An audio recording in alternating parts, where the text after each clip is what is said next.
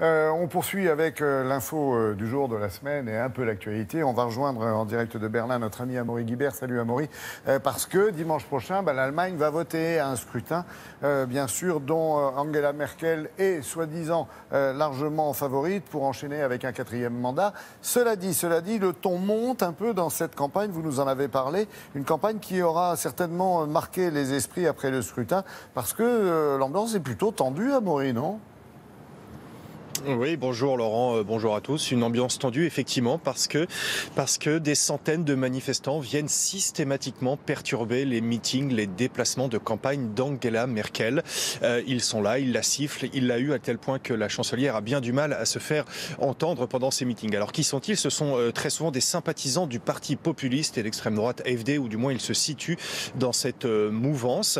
Et ce qu'ils font, eh bien ça choque pas mal les Allemands, car on n'avait pas l'habitude de voir ça en Allemagne. En raison de son histoire, le pays a toujours pris soin de laisser la violence aux frontières de la politique. La vie politique allemande est réputée pour être calme, sereine, monotone, diront certains. Mais ici, voilà, on attache beaucoup d'importance au dialogue, à l'échange des arguments. Alors voir des gens siffler, huer, être dans une position comme ça d'opposition aussi frontale, eh bien ça marque un vrai tournant, comme on va le voir dans ce sujet que nous avons réalisé avec Brice Boussoir et Julien Méchaussy. À la tribune, Angela Merkel peine à se faire entendre. Une nouvelle fois, son meeting est perturbé par des dizaines de sympathisants d'extrême droite. Sifflets, pancartes où l'on peut lire « Merkel dégage, Merkel doit partir ». Ces citoyens en colère, comme les médias allemands les appellent, sont particulièrement présents à l'est de l'Allemagne. Comme ici à Dresde, où ils manifestent chaque lundi contre l'immigration, contre le système politique et d'abord contre la chancelière.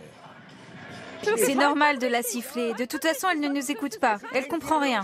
Le système est fait de telle manière que nous ne pouvons pas les dégager du pouvoir. On a déjà essayé, on en vire un et un autre arrive. La frustration est immense, le message parfois confus, mais leur mobilisation ne faiblit pas. En sifflant et en huant les politiques, il ne s'agit pas de transmettre un message. C'est juste de dire « nous ne vous aimons pas » et regardez à quel point nous sommes énervés. Vous faites forcément quelque chose de mal, sinon nous ne serions pas autant en colère. Cette colère est exploitée par le parti populiste AfD. Ses responsables usent aussi de la même tactique, la confrontation, le refus du dialogue. Comme ce jour où la tête de liste aux élections fédérales a quitté avec fracas un débat télévisé. Officiellement, pourtant, le parti affirme qu'il respecte le jeu démocratique, qu'il n'est pas à l'origine de ces manifestations. Non, on ne fait absolument pas cela, bien au contraire.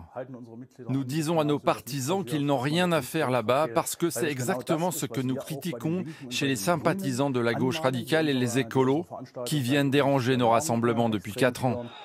L'AfD est effectivement la cible régulière de contre-manifestations.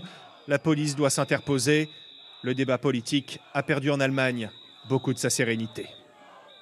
Alors soyons clairs, Amaury, est-ce que cette stratégie des populistes et de l'extrême droite peut payer aujourd'hui ? Est-ce qu'ils peuvent réaliser, on va dire, un gros score quand même, en tous les cas raisonnable et impressionnant dans les urnes ?